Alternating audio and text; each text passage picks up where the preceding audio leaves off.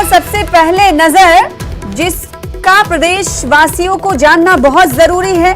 जी हां, अगर आपके पास 2000 रुपए का नोट है तो वो 30 सितंबर के बाद बेकार हो जाएंगे, कागज हो जाएंगे, रद्दी के बराबर की कीमत उनकी भी नहीं होगी।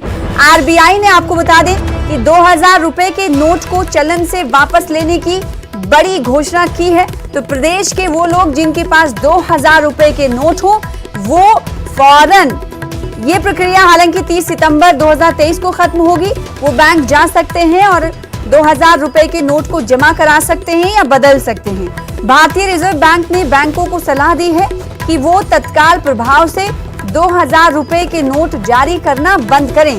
जानकारी के मुताबिक क्लीन नोट पॉलिसी के तहत आरबीआई ने ये फैसला लिया है। आरबीआई ने कहा है कि 2000 के नोट 30 सितंबर तक कानूनी रूप से वैध रहेंगे।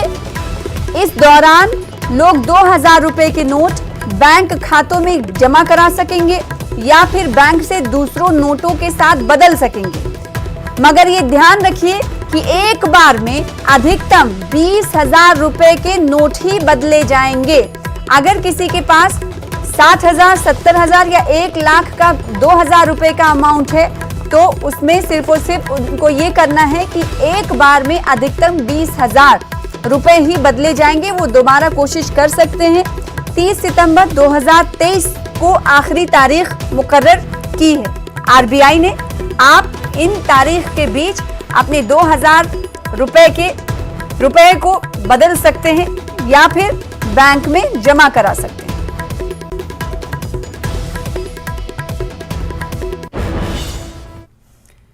नालागढ़ के चुहवाल में एक महिला ने फांसी लगाकर खुदकुशी कर ली। महिला का नाम कोमल वर्मा था। वो यूपी की रहने वाली थी। यहां अपने पति के साथ किराए के मकान में रहती थी।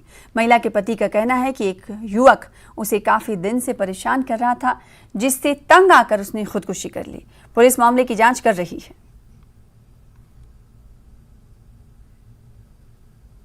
सर वैसे तो हमारे साथ कुछ हुआ नहीं। मैं दोपहर को रोटी राटी खा के गया, पता नहीं क्या इसके दिमाग में आया। इसको एक लड़का टॉर्चर करता था। मैं कमरे गया था तो रोटी खा के यहाँ से चल गया, तो मैं ड्यूटी चल गया तो आंटी मकान मालिक ने उसको चाय पिलाने आई, तब देखा वो लटकी पड़ी थी। और इनके ओनर शाम को आए होंगे, इनको देखा होगा, तो शी वॉज फाउंड हैंगिंग। तो मदद की, फर्स्ट एड देने का प्रयास किया, बट तब तक eventually she had lost her life. Police team मौके पे पहुंच गई। डीएसपी साहब भी मौके पर थे शाम लेट इवनिंग में। अभी इनका पोस्टमार्टम करवा के इनकी जो मैटरनल फैमिली है उनको इंटीमेट कर दिया गया है और पोस्टमार्टम के बाद इनकी डेड बॉडी को हैंड ओवर कर दिया जाएगा। क्या रीजंस रहे और क्या इसके पीछे के फैक्टर्स हैं, पुलिस उस पर सब पे काम कर रही है।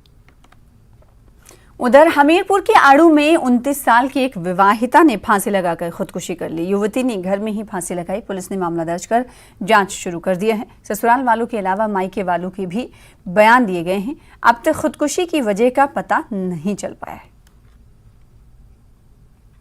अनो में एक डेड बॉडी मिली है। सूचना प्राप्त होते ही पुलिस टीम मौका पर पहुंची है और मौका पर श्री शिवानी, वाइफ ऑफ श्री संजीव कुमार, उम्र 29 साल, उनकी जो बॉडी है वो मिली है और प्राइम फेसी हैंगिंग का केस लग रहा है। फॉरेंसिक टीम को मौके पर बुला लिया गया है। आगामी कार्रवाई हम अमल में ला रहे हैं और जो भी सूचना प्राप्त होगी हम आपको कन्वे करेंगे। नगर परिषद हमीरपुर के वार्ड नंबर 8 के पार्षद विनय कुमार ने नगर परिषद के अध्यक्ष मनोज मनहास पर गंभीर आरोप लगाए हैं। पार्षद का आरोप है कि अध्यक्ष ने सोशल मीडिया पर उनके खिलाफ गलत टिप्पणी की और सरेआम धमकी भी दे रहे हैं। पार्षद ने अध्यक्ष पर एक महिला को लेकर भी सवाल खड़े किए। पार्षद की शिकायत पर हमीरपुर की एसपी ने सदर थाने को मामले की जाँच के आदेश दे दिए। फेसबुक पे, सोशल मीडिया पे मेरे और मेरे परिवार के खिलाफ काफी अनशन लिख रहे थे। कभी लिखते हैं कि जो सरकार चाहे जिसकी हो पर हमसे पंगा मत लेना, बीच बाजार के नंगा कर दूंगा, चाहे विनय कुमार हो चाहे जो मर्जी हो। और कभी लिखते हैं कि वार्ड नंबर 8 से जमानत जब्त हुए के बेटे और नगर परिषद के वार्ड नंबर 8 के अध्यक्ष से अगर और जाली वोटों से जीतो वार्ड नंबर 8 के पार्षद से अगर विकास कार्य रुकवाने हो या फुटपाथ उड़वाने हो तो संपर्क करें। लाहौल स्पीति पुलिस और सीमा सड़क संगठन की टीम ने बारालाचा लादर्रे के पास फंसे लोगों को सुरक्षित निकाल लिया है। लेह से मनाली आते वक्त यहां 34 वाहनों के साथ 110 लोग खराब मौसम के चलते फंस गए थे। तकरीबन 15 घंटे की मशक्कत के बाद सभी लोगों को सुरक्षित निकाला गया।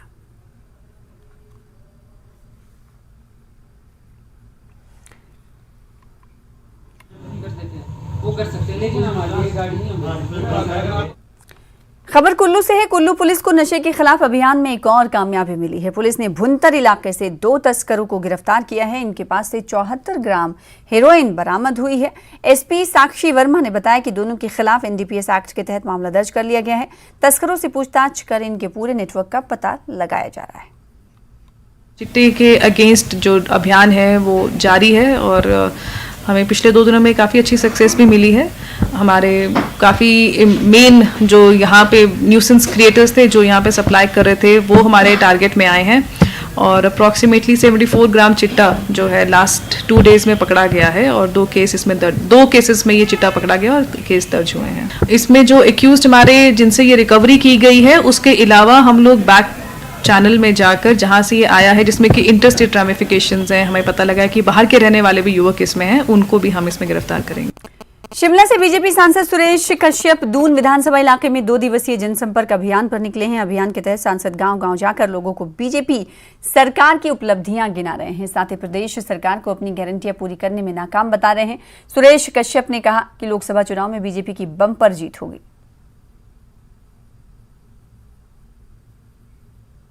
विधानसभा क्षेत्र का हमारा दूसरा दिन है और जनसंपर्क अभियान जिसमें कि विभिन्न पंचायतों के लोगों के साथ मिलना और जहां उनकी समस्याओं को सुनना, साथ ही साथ जिस प्रकार से केंद्र सरकार ने जो 9 वर्षों के दौरान इस देश को आगे ले जाने के जो काम किए हैं और जिस प्रकार का आशीर्वाद हिमाचल प्रदेश को मिला है वो सारी बातें जनता के बीच में रखना और साथ ही साथ 5 महीने की कांग्रेस की सरकार और जिस प्रकार की झूठी गारंटी देकर ये सरकार सत्ता में आई उसको लेकर जनता को जागरूक करना, क्योंकि हम जानते हैं पिछले 5 वर्ष भाजपा की सरकार ने और संगठन ने बहुत मजबूती के साथ काम किया और कांग्रेस पार्टी ने झूठी गारंटियां दी, 10 झूठी गारंटी, एक भी गारंटी पिछले 6 महीने का लगभग कार्यकाल होने को जा रहा है वो पूरी नहीं हुई। उल्टा जनता के ऊपर वैट बढ़ाकर महंगाई बढ़ाने का काम सरकार ने किया। देहरा के मंदिरों में शनि जयंती पर शनिदेव की विधिवत पूजा अर्चना की गई। देहरा से विधायक होशियार सिंह ने भी बरवाड़ा मंदिर में शनिदेव की पूजा की। होशियार सिंह ने कहा कि उनकी ये कामना है कि शनि देहरा की जनता पर कृपा बनाए रखें। बरवाड़ा मंदिर के साथ सुनहेत मंदिर में भी श्रद्धालुओं का तांता लगा रहा।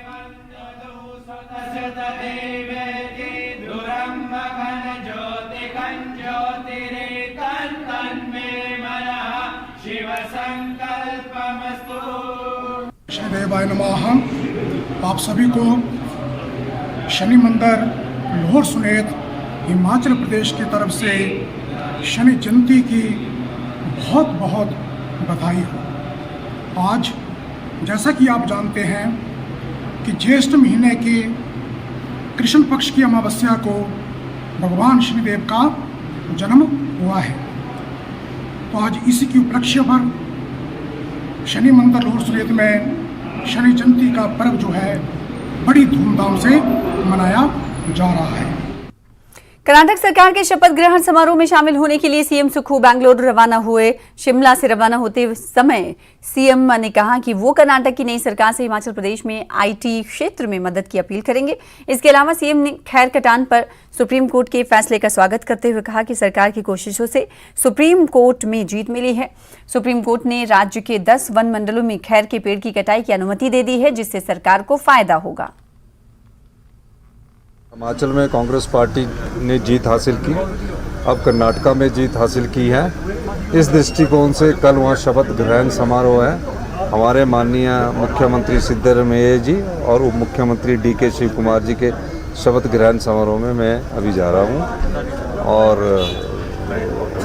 आने वाले समय में हम चाहेंगे कि निश्चित तौर पर कर्नाटका के साथ भी हमारे को जो कुछ और आईटी से संबंधित बातें होगी वो हम आने वाले समय में उनके साथ करेंगे। किसान की ज़मीन में खैर लगा है और किसान की ज़मीन में जब खैर लगा है उसको काटने की परमिशंस नहीं थी।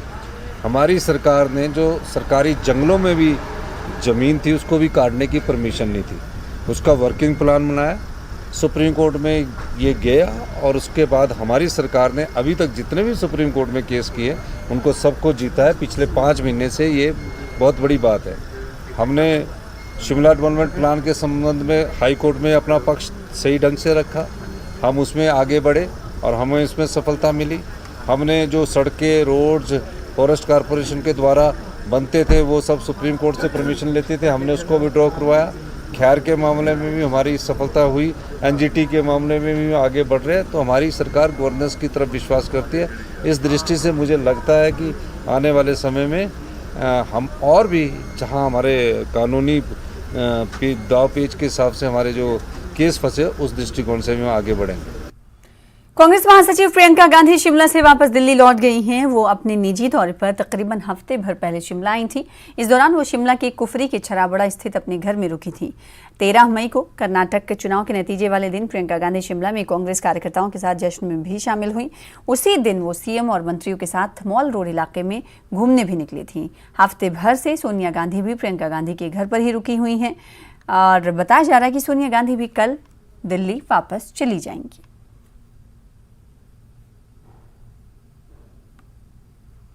सुक्खू सरकार के 6 मुख्य संसदीय सचिवों यानी सीपीएस का आखिर क्या होगा, इस पर हाई कोर्ट में अब 19 जून को सुनवाई होगी।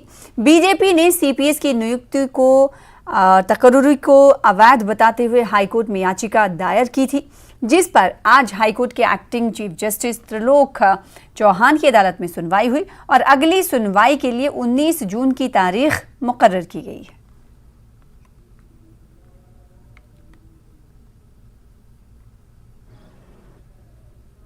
हिमाचल प्रदेश में वर्तमान सरकार ने जो एक मंत्री को उप मुख्यमंत्री बनाया है और 6 पार्लियामेंट्री सेक्रेटरी बनाए हैं, उनको भाजपा के 10 विधायकों ने हाईकोर्ट में चुनौती दी है। 4 मई को हाईकोर्ट ने 19 मई के लिए इन सबको नोटिस इशू किया था। आज इन सब की तरफ से, सरकार की तरफ से एजी श्री मुकेश अग्निहोत्री की तरफ से उनके वकील और जो 6 पार्लियामेंट्री सेक्रेटरीज हैं, चीफ पार्लियामेंट्री सेक्रेटरी, उनमें से 3 को सर्विस हो गई है, 3 की तमील अभी नहीं हो पाई। आज हाईकोर्ट ने उनके निवेदन पर समय दिया उनको रिप्लाई फाइल करने के लिए और अब 19 जून को इस केस में आगे बहस होगी। उससे पहले वो अपना जवाब दावा दाखिल करेंगे। हमने कोर्ट को ये बताया है कि भारत के संविधान के अंतर्गत आर्टिकल 191, आर्टिकल 164 इन पर बेस करते हुए सर्वोच्च न्यायालय ने असम के केस में 2018 में स्पष्ट निर्णय दिया है कि किसी भी राज्य में किसी भी विधानसभा को parliamentary secretary, chief parliamentary secretary बनाने का, उनके संबंध में कानून बनाने का कोई अधिकार नहीं है। शिमला के कुफरी में भारतीय उद्योग परिसंघ की ओर से एप्पल कॉन्क्लेव का आयोजन किया गया, जिसमें एक यूनिवर्सल कार्टन और वजन के हिसाब से सेब की बिक्री समेत कई मुद्दों पर चर्चा हो रही है। साथ ही इस कॉन्क्लेव में सेब बागवानों की समस्या पर भी मंथन किया जा रहा है। यहाँ बागवानी मंत्री जगत सिंह नेगी ने कहा कि बागवानों की समस्याओं का समाधान किया जाएगा। इसमें high density plant, horticulture development और शिवा सिंचाई प्रोजेक्ट से मदद ली जाएगी। इस कॉन्क्लेव में सीपीएस मोहनलाल ब्राक्टा और सीआईआई के अधिकारी शिरकत करने पहुंचे। यहाँ बागवानों ने सेब के गिरते उत्पादन, गिरते दामों, सिंचाई व्यवस्था को लेकर अपनी बातें रखी, जिस पर बागवानी मंत्री ने जल्द ही सभी मांगों पर कार्रवाई का भरोसा दिलाया। हिमाचल प्रदेश को जो है फल राज्य के रूप में विकसित करना है और चाहे हमारा टेम्परेट एरिया है, चाहे सब ट्रॉपिकल एरिया है, हर दोनों जगह पर जो है हाई डेंसिटी प्लांटेशन करके, चाहे एप्पल का है चाहे सिट्रस का है, उसमें बागवानों को ज़्यादा से ज़्यादा फल का उत्पादन प्रति हेक्टर जो क्वांटिटी के हिसाब से और क्वालिटी के हिसाब से लेना है। उसके लिए हमें जो है नए प्रोजेक्ट्स और लेने पड़ेंगे और क्लीन प्लांट्स जो है, डिसीज फ्री प्लांट है, मटेरियल उसकी तरफ जाना पड़ेगा। जो हाई डेंसिटी का जो कंसेप्ट है उसमें बिना इरिगेशन के वो जो सस्टेनेबल नहीं है। उसके लिए जो हमारा एसडीपी है उसमें भी जो है इरिगेशन का एक जो है कंपोनेंट है जिसके ऊपर काम हुआ है। परंतु कितना सक्सेसफुल है उसका मूल्यांकन करना है। परंतु जो शिवा प्रोजेक्ट है उसमें हमने जो कमियां थी एसडीपी में, उन कमियों को दूर करके वहां पर जो है सस्टेनेबल और पूरा जो है एक इरिगेशन का सिस्टम मिले, उसका जो है उस प्रोजेक्ट में डाला है। फिलहाल इसी के साथ रुकेंगे छोटे से ब्रेक के लिए, कुछ और खबरों के साथ चल लौटेंगे। ब्रेक के बाद एक बार फिर से आपका स्वागत करते हैं। पूर्व मंत्री विक्रम ठाकुर ने सरकार पर जसवा परागपुर के विकास को लेकर भेदभाव का आरोप लगाया है। विक्रम ठाकुर ने कहा कि सरकार यहां खोले गए कार्यालयों को ही बंद कर रही है और कोटला बलेहड़ क्षेत्र की जनता के साथ भी भेदभाव कर रही है। श्री जयराम ठाकुर जी के नेतृत्व में मेरे विधानसभा क्षेत्र के अंदर आईपीएच और पीडब्ल्यूडी के डिवीजन खोले गए, जिनको खुले हुए लगभग 4 वर्ष हो गए हैं। कंस्टिट्यूएंसी जो है वो 103 किलोमीटर लंबी है, इसलिए एक डिवीजन जसवा में खोला गया पीडब्ल्यूडी का और एक डिवीजन आईपीएच का जो है वो परागपुर में खोला गया। लेकिन मुझे आपको बताते हुए ये दुख हो रहा है कि जो पीडब्ल्यूडी का डिवीजन हमने कोटला बेड़ में खोला, उस डिवीजन को शिफ्ट करने के लिए राजनीति की जा रही है। शिमला में कल भाजपा प्रदेश कार्य समिति की बैठक होने वाली है, जिसमें प्रदेश के सभी बड़े नेता शामिल होंगे। प्रदेश महामंत्री त्रिलोक जम्वाल ने बताया कि 20 मई को पीटर हॉफ में प्रदेश कार्य समिति की बैठक में पूर्व सीएम धूमल, केंद्रीय मंत्री अनुराग ठाकुर शामिल होंगे। इस बैठक की अगुवाई भाजपा अध्यक्ष डॉक्टर राजीव बिंदल करेंगे। बैठक में केंद्र सरकार के 9 साल पूरे होने के मौके पर 3 स्तर जनसंपर्क अभियान चलाने के संबंध में चर्चा की जाएगी। यह हमारा दूसरा फेज हमारे इस अभियान का रहेगा।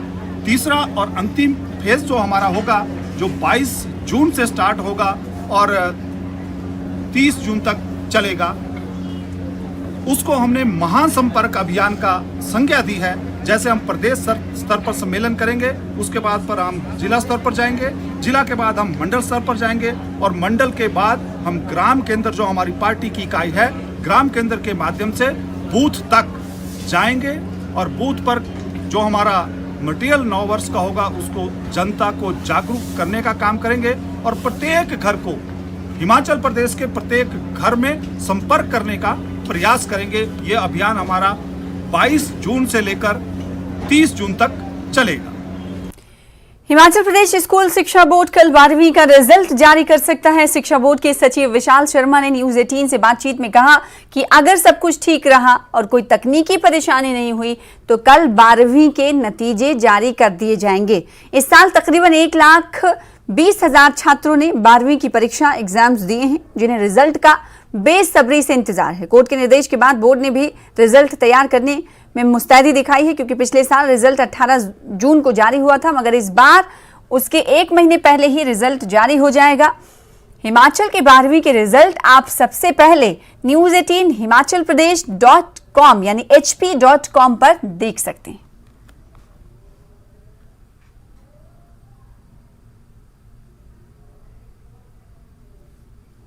सिरमौर में राज्य सहकारी बैंक की कई और शाखाएं खोली जाएंगी, ये ऐलान किया है जिला कोऑपरेटिव बैंक के नवनिर्वाचित जिला निदेशक भारत भूषण मोहिल ने, जिन्होंने आज अपना पदभार ग्रहण किया। उन्होंने कहा कि सिरमौर जिले के दूर-दराज इलाकों में बैंक की नई शाखाएं खोलना उनकी प्राथमिकताओं में शामिल है, जिसके लिए जल्द ही सर्वे का काम शुरू किया जाएगा।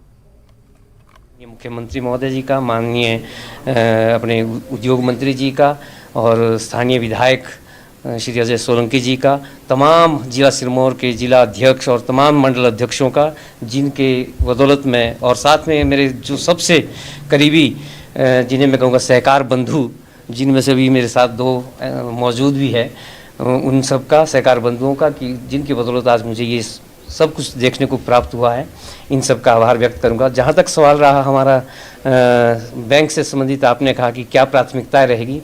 मेरी प्राथमिकताएँ हमारे जो उपभोक्ता है उनको सेटिस्फाई करना, उनके और हमारे बीच के जो दूरियां हैं उनको कम करने का मेरी सबसे पहली प्राथमिकता रहेगी, ताकि कि जो बैंक में कस्टमर हमारे आते हैं उनको जितनी अच्छी सुविधाएं दे सकूं।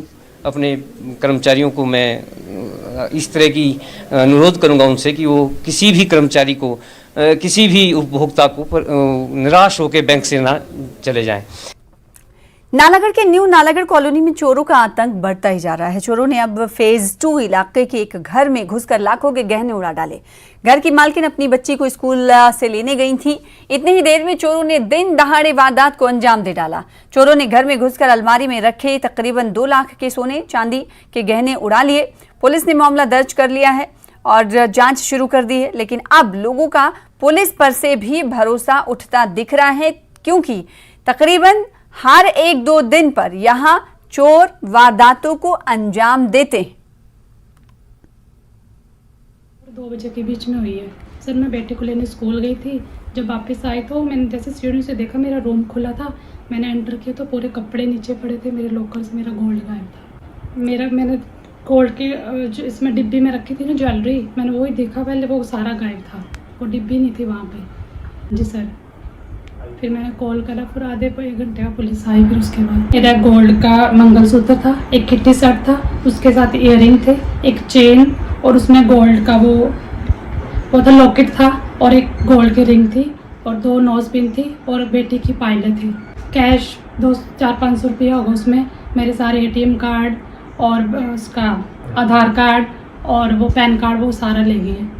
नालागढ़ में एक लेडी जो है रजना देवी, उन्होंने एक कंप्लेंट दर्ज कराई कि वो यहाँ पे जो है फेज़ 2 नालागढ़ में जो है स्थायी रूप से रह रहे हैं काफ़ी समय से, और उनके हस्बैंड जो है यहाँ नौकरी करते हैं किसी कंपनी में। तो जब ये रेगुलर के टाइम में अपना 1 घंटे के लिए अपने बच्चों को लेने जब स्कूल गए, तो उस वक्त में किसी नामालूम व्यक्तियों ने जो है इनके घर का ताला तोड़ के जो इनके वहाँ से कुछ गहनों की और कुछ जो इनके इंपॉर्टेंट डॉक्यूमेंट्स हैं उसकी जो है चोरी कर ली है। इस संदर्भ में जो पुलिस थाना नालागढ़ में उन्होंने रिपोर्ट दर्ज कराई है और FIR जो है 454 और 380 IPC के अंतर्गत जो है दर्ज कर दी है, और पुलिस जो है टेक्निकल सेल और CCTV की हेल्प से जो है चोरों को जो है जल्द ही गिरफ्तार करेगी। कीरतपुर से निरचौक 4 लेन का निर्माण कार्य लगभग 30 जून तक पूरा हो जाएगा। फिलहाल ट्रायल के तौर पर छोटे वाहनों को आने जाने की अनुमति दी गई है, जबकि भारी वाहनों को स्वार घाट की ओर से ही आवागमन के निर्देश जारी किए गए हैं। DC आबिद हुसैन सादिक ने कहा है कि 30 जून तक निर्माण कार्य पूरा हो जाएगा। 4 लेन पर सुरक्षा के लिए 3 पुलिस पोस्ट स्थापित की जाएंगी, साथ ही जगह जगह CCTV कैमरे भी लगाए जाएंगे। ये सोच रहे हैं कि 15 जून से 30 जून के बीच में कभी भी हम इसको ट्रैफिक के लिए खोल सकते हैं। तो it will depend upon the weather conditions also, क्योंकि बीच में हमारा अप्रैल का महीना जो है बड़ी अनप्रेसिडेंटेड बारिश हुई, जिसकी वजह से काम हमारा जो है 1 महीना डिले हुआ। बट अभी हमारा मौसम अच्छा चला हुआ है और काम भी बड़ी तीव्र गति से चल रहा है, तो हमारी कोशिश रहेगी कि जल्द से जल्द इसको खोला जाए।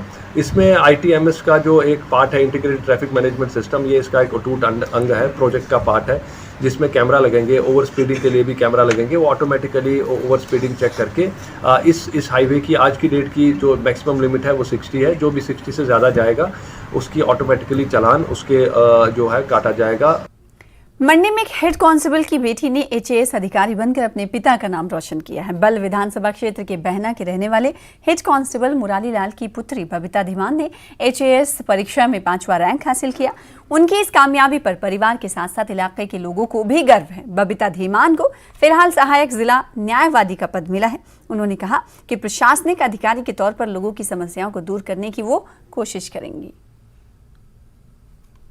बहुत खुश हूँ कि इस बार मेरा चयन हिमाचल प्रदेश प्रशासनिक सेवा में एक HAS अधिकारी के रूप में हुआ है। अपनी इस सिलेक्शन का श्रेय अपने माता पिता, अपने परिजनों व जैसे कि आप जानते हैं कि मंडी ज़िला को छोटी काशी कहा जाता है, तो सभी देवी देवताओं को और देव कमरूनाथ को देना चाहूँगी। HAS अधिकारी बनने की प्रेरणा मेरे माता पिता के संघर्ष से मिली। मेरी माता जी एक गृहिणी है। उनकी वर्ष 1998 में एक ब्रेन ट्यूमर की मेजर सर्जरी हुई है और मेरे पिताजी इस समय हिमाचल प्रदेश पुलिस में अपनी सेवाएं दे रहे हैं। मेरे माता पिता ने मुझे व मेरी बहन को पढ़ाने के लिए व इस मुकाम पर पहुंचाने के लिए बहुत ज़्यादा संघर्ष किया है। इसी बात पर मेरे दिमाग में एक बहुत अच्छी शायरी आ रही है जो मैं हमेशा से बोलना चाहती थी कि मेरी सोच, मेरी हर सोच उनकी ही खोज है। आज मुझ में जो रोशन है वो बस उनकी सोच है। आज मुझ में जो रोशन है वो बस उनकी सोच है। फिलहाल इसी के साथ अपना हिमाचल में इतना ही। मुझे दीजिए इजाजत। देखते रहिए न्यूज़ 18 JK लिस्ट के साथ जुड़कर तमाम खबरें। नमस्कार।